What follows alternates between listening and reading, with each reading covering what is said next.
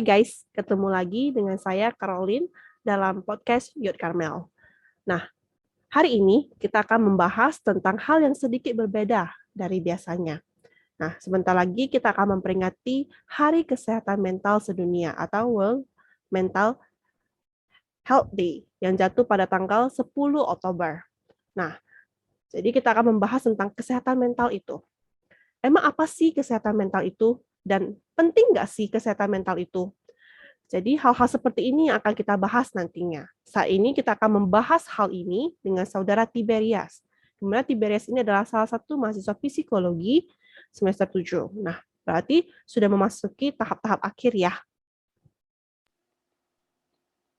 Iya, kira-kira seperti itu kelihatannya ya.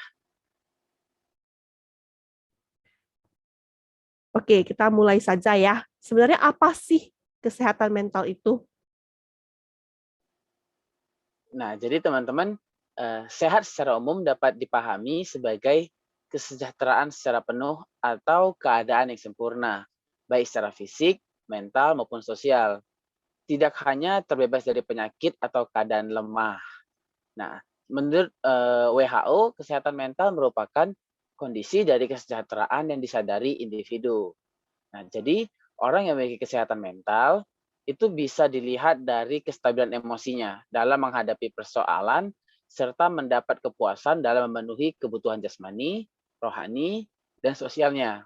Nah, kestabilan dalam masing-masing individu itu berbeda-beda karena dipengaruhi dari pengalamannya. Nah, ada 3 prinsip nih dalam memahami kesehatan mental. Yang pertama, prinsip yang didasari atas sifat manusia. Yang kedua, prinsip yang didasari atas hubungan manusia dengan lingkungannya. Yang ketiga, prinsip yang didasari antara hubungan individu dengan Tuhan. Nah, jadi kesehatan mental dan ketenangan hati ini memerlukan hubungan yang erat gitu ya antara manusia dengan Tuhannya. Nah, jadi memang sangat penting loh punya hubungan yang baik gitu dengan Tuhan. Karena memang benar, ada sebuah tempat di hati kita yang tidak bisa diisi oleh hal-hal dunia ini gitu. Dan memang harus itu diisi oleh Tuhan gitu. Diisi oleh firman-firman Tuhan. Kita belajar apapun juga, baik itu psikologi atau apapun itu, semua ilmu itu akan sia-sia tanpa adanya hubungan kita dengan Allah gitu. Dalam Alkitab sendiri, Raja Salomo tuh kan, dia terkenal nih sangat kaya dan sangat bijaksana dan sangat memiliki kebijaksanaan gitu. Ia minta itu semua dari Tuhan gitu kan. Nah, tapi kalau kita baca di Alkitab, pengkhotbah mengatakan semuanya adalah sia-sia gitu. Dia bilang semua itu adalah sia-sia. Yang paling penting adalah ingatlah penciptamu pada masa mudamu. Ada nas Alkitab bilang dalam pengkhotbah pasal 12 ayat 1, ingatlah akan penciptamu pada masa mudamu sebelum tiba hari-hari yang malang dan mendekat tahun-tahun yang kau katakan. Tak ada kesenangan bagiku di dalamnya gitu. Kira-kira seperti itu sih. Oh, seperti itu ya. Nah, kalau hal itu tidak bisa tercapai bagaimana? Bagaimana kalau seseorang tidak bisa mencapai kedamaian dalam dirinya? Ya, jadi lebih tepatnya sih kalau seorang individu tidak bisa menyesuaikan diri gitu ya, menyesuaikan diri bisa-bisa kena gangguan mental nih gitu. Wah, mengerikan juga ya. Ya, itu sih kemungkinan paling parahnya gitu. Nah, jadi dalam psikologi itu tidak ada yang namanya orang gila, yang ada gangguan mental atau gangguan jiwa. Nah, tapi sebelum sampai ke gangguan mental ini ada tahapan-tahapannya.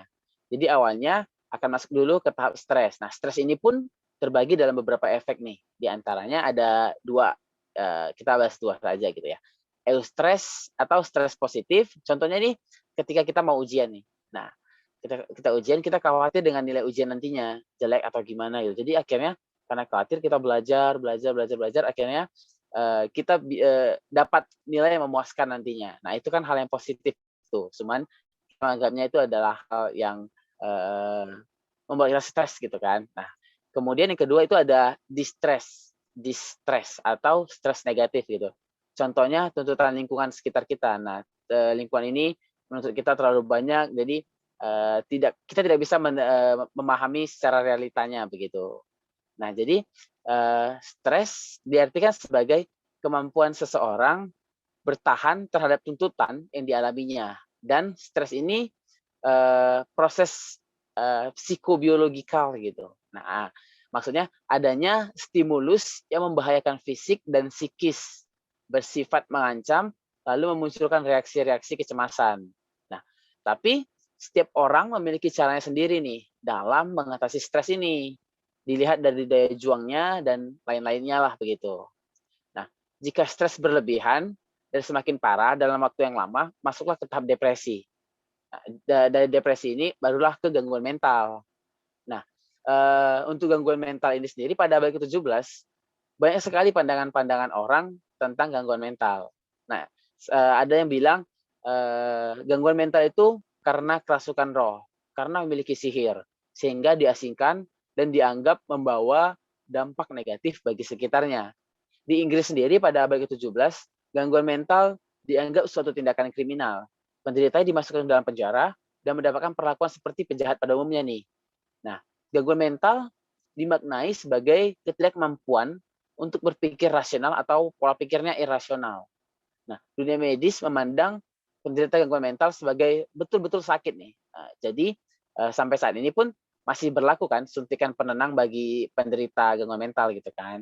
Nah, penderita gangguan mental dimaknai sebagai ketidakmampuan untuk menyesuaikan dirinya nih. Jadi selain berpikirnya irasional, dia juga tidak mampu untuk menyesuaikan diri sesuai dengan realita. Nah, tapi seiring berjalannya waktu, rasa kemanusiaan itu pun mulai muncul dan berubahlah pemahaman dan penanganan terhadap gangguan mental ini. Disitulah baru muncul rumah sakit jiwa dianggap hal yang paling baik dalam mengatasi ini. Dan masuk juga psikiater sebagai salah satu cara untuk menanganinya ini. Begitulah. Oh, jadi begitu ya prosesnya hingga bisa sampai ke gangguan mental. Iya, makanya seseorang jangan terlalu suka sedih-sedih gitu. Bahkan kan di Alkitab ada disuruh kita untuk bergembira kan. Dalam Alkitab ada dikatakan hati yang gembira itu adalah obat gitu. Itu terdapat dalam Amsal 17 ayat 22. Di mana dikatakan hati yang gembira adalah obat yang manjur, tetapi semangat yang patah mengeringkan tulang. Nah, sebagai kaum muda-mudi nih, boleh khawatir, tapi ingat, dalam Alkitab juga dikatakan bahwa serahkan semua khawatirmu pada Tuhan. Itu terdapat dalam Mazmur 55 ayat 23 gitu. Berisikan serahkanlah khawatirmu kepada Tuhan, maka Ia akan memelihara engkau. Tidak untuk selama-lamanya dibiarkannya orang benar itu goyah. Nah, jadi kira-kira seperti itu. Tapi orang yang senang, yang sehat mentalnya, bukan berarti tidak memiliki perasaan sedih, bukan berarti tidak memiliki tidak pernah marah, tidak kecewa, bahkan depresi sekalipun gitu. Namun mereka memiliki kemampuan untuk bangkit, mengendalikan dan mengelola emosi negatif mereka jadi hal yang positif begitu. Iya, saya sangat setuju nih. Nah, jadi teman-teman, sampai di sini ya podcast kita kali ini terkait kesehatan mental. Jadi, diharapkan teman-teman untuk menjaga kesehatan mentalnya ya, dengan cara melakukan hal-hal positif dan tingkatkan rasa percaya diri, serta tetap memiliki hubungan yang erat dengan Tuhan. Jadi, kita tidak mudah jatuh nantinya. Nah, sekian ya untuk hari ini. Sampai jumpa dalam podcast-podcast selanjutnya. God bless all.